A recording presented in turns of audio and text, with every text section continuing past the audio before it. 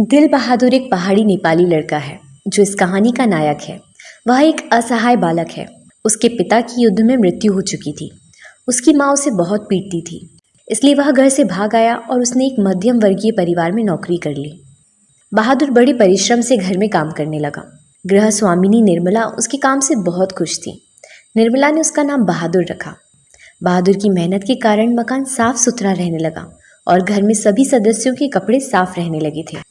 बहादुर देर रात तक काम करता और सुबह जल्दी उठकर फिर काम में जुट जाता। वह इसी में खुश था और हर समय हंसता रहता था।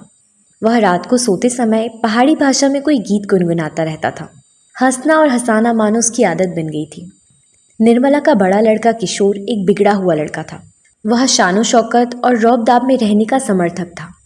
उसने अपने सारे काम बहादुर को सौंप दिए थे। यदि बहादुर उसके काम में तनिक सी भी असावधानी बरतता तो उसे गालियां मिलती। इतना ही नहीं, वह छोटी छोटी सी बात पर बहादुर को पीटता भी था।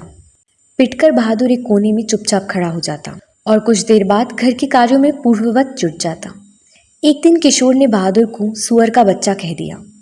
बहादुर इस गाली को सहन न कर सका। उसका स्वाभिमान जाग गया और उसने उसका काम करने से इनकार कर दिया।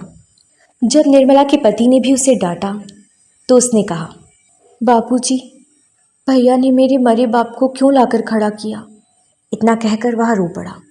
प्रारंभ में निर्मला बहादुर को बहुत प्यार से रखती थी तथा उसके खाने पीने पर बहुत ध्यान रखती थी, लेकिन कुछ दिनों बाद उसका व्यवहार भी बदल गया। उसने बहादुर की रोटी सेकना बंद कर दिया। अब घर की स्थिति यह हो गई थी कि जरा सी भी गलती होने पर किशोर और निर्मला उसे पीटते। मारपीट और गालियों के कारण बहादुर से गलतियां और भूलें अधिक होने लगीं। एक रविवार को निर्मला के रिश्तेदार अपनी पत्नी और बच्चों के साथ निर्मला के घर आए।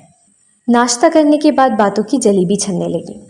अचानक उस रिश्तेदार की पत्नी नीचे फर्श पर झुककर कुछ देखने लगी और चारपाई पर कमरे के अंदर भी छानबीन करने लगी।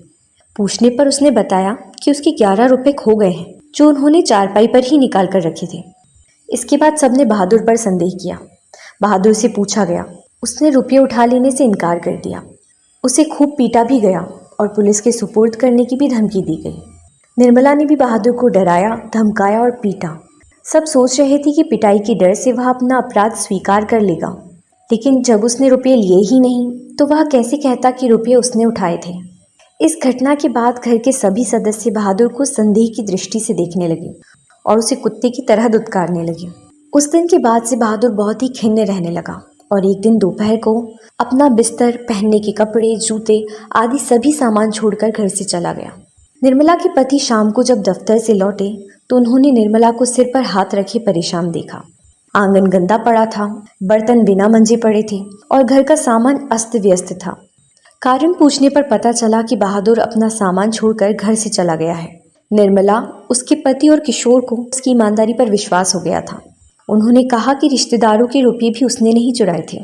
निर्मला, उसका पति और किशोर सभी बहादुर पर किए गए अत्याचारों के लिए पश्चाताप करने लगे। ये कहानी निम्न एवं मध्यम वर्गीय समाज के मनोविज्ञान का वास्तविक चित्र प्रदर्शित करती है।